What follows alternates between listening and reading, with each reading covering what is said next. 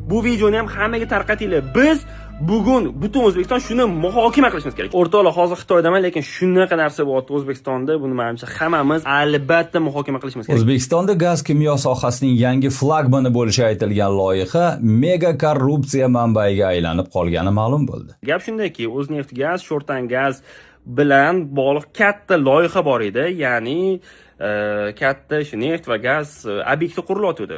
Va shu bilan bog'liq 50 million dollarlik ish fosh bo'lmoqda. Buni prokuraturaning o'zi xabar beryapti. Kunuzda ham gapirib bo'lindi. Biz mana shuni muhokama qilishimiz kerak. 50 million dollar yuborilgan. Qanaqadir yo'llar orqali ham soliqdan ozod qilingan xizmat ko'rsatish bo'lgan, lekin ular soliqdan ozod qilingan bo'lsa ham soliq ko'rsatishgan. Uni 15% ga qisqa qilib. O'zi 2 milliard dollarlik aylanmaga 15% soliq qilib turib, keyin uni qaysidir firmalarga haydashganda, mana shunaqa 50 million talon-taroj xullas. Yaqinda o'zi Germaniyadan necha milliardlab qarz oldik. Aynan shu sohadagi mana shu neft, gaz sohasini rivojlantirish uchun. O'sha yerdan yilyapti. U davlat qarzlarini siz, men, bizning bolalarimiz to'laydi.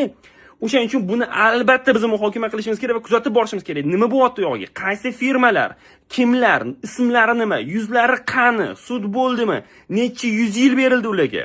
Shularni hammasini biz kuzatib borishimiz kerak. Choyxonalarda, gapda yig'ilganingizda, uyga borganda, oila davrasida o'rtoqlar bilan kapot bazm qilib, mashina orqasida pista chaqib turganda shuni gaplashishimiz kerak. Rahmat hammaga.